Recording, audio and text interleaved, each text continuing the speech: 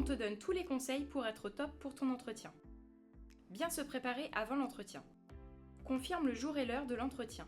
Pour éviter une erreur, fais répéter ou reformule à ton interlocuteur.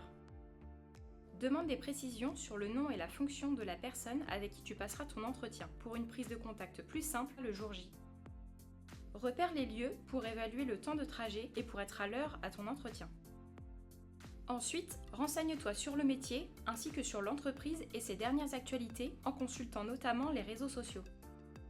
Un dernier conseil, entraîne-toi. Plus tu auras préparé ton entretien, plus tu seras à l'aise.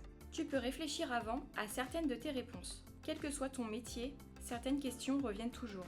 Par exemple, présente-toi. La réponse a l'air facile, mais parler de soi, c'est compliqué.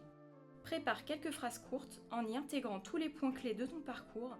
Parle de tes connaissances ou capacités liées au poste acquises durant tes stages ainsi que tes expériences personnelles.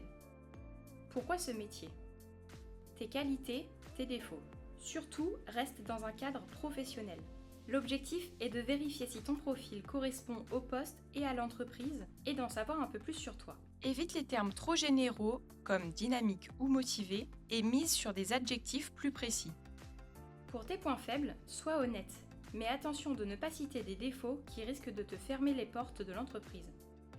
Tu as des questions ? Ne pas en avoir peut être interprété comme un manque d'intérêt, donc réfléchis-y et définis ce que tu aimerais savoir. À avoir le jour J, ton CV, ta lettre de motivation adressée à l'entreprise avec le nom du responsable, un book photo de tes réalisations, du papier et un stylo pour la prise de notes pendant l'entretien. Préparer son entretien c'est bien, le réussir c'est mieux. Le jour de l'entretien, pas de stress. Pense à des choses agréables avant l'entretien, respire profondément et sois toi-même.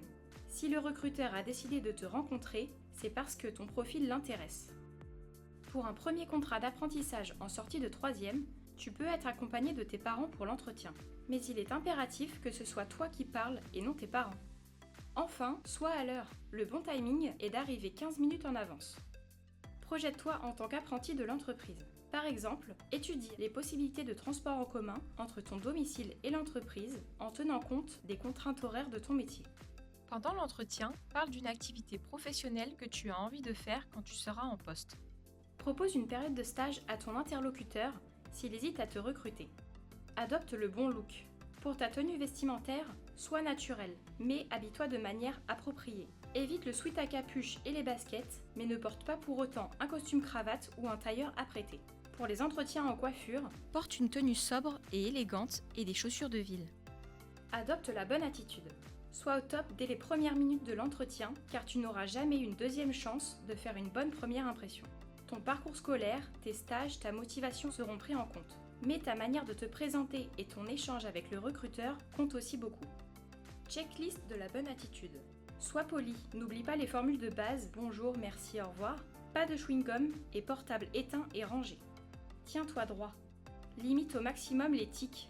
Regarde ton interlocuteur droit dans les yeux, sans pour autant le fixer. Contrôle ton débit de parole. Ne parle ni trop vite, ni trop lentement, et ne coupe pas la parole. Reste concentré et impliqué même quand tu ne parles pas. Pour cela, rien de mieux que de prendre des notes. Enfin, remercie ton interlocuteur pour l'entretien et le temps consacré. Et tout au long de l'entretien, n'oublie pas de sourire. Et après l'entretien, le suivi. À la fin de l'entretien, renseigne-toi sur la suite du processus en demandant à ton interlocuteur quand il pense prendre une décision. Si ton interlocuteur te précise qu'il te donnera une réponse dans 1 mois après avoir reçu plusieurs candidats, une seule chose à faire, patienter.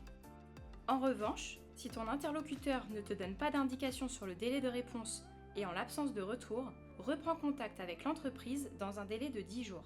Cette attitude montre ta motivation et te permettra peut-être de te démarquer des autres candidats. Et maintenant, à toi de jouer!